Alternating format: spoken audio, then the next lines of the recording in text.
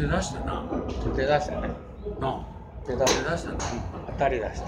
当たり出した。ボールにはなんて。ということはな、とりあえず手元はキョランということやき、大概は下手くそらでるもんね。そろそろやけど。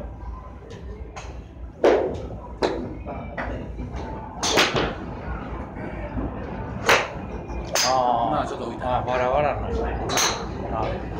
こんだけバラバラになるのやいけん、それはまともに全部が全部当たるわけ。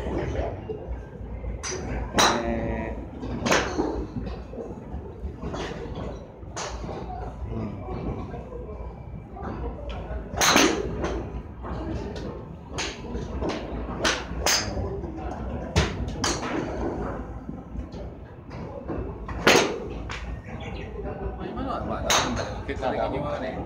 結果的に。どうもっしょ。こういうの練習はね、やっぱり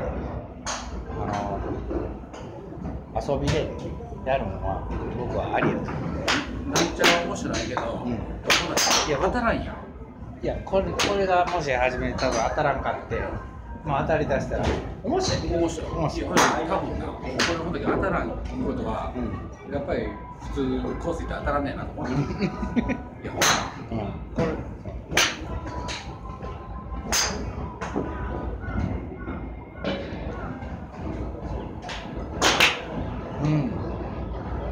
まあちょっと早いよな。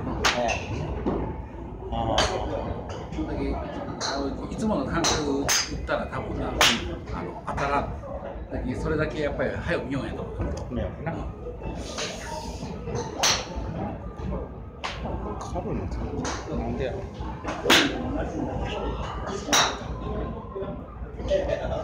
カルーン腰から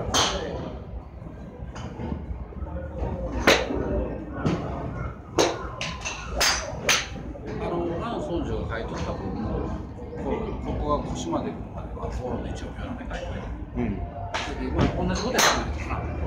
その今誰が書いとったかは忘れたけど、その分俺は空振りばっかりしたけどな。当たらんの。当たる、そうなんか当たる感覚は自分の中でもないんですよ。とりあえずボールをしまいまで見よらんかったら多分いかんやろな今感じるんやけど、まあ神気味やけどまあ十分。要はヘッドアップの伸びるから空振りしたり頭叩きる時には多分現場では頼りそうな量や。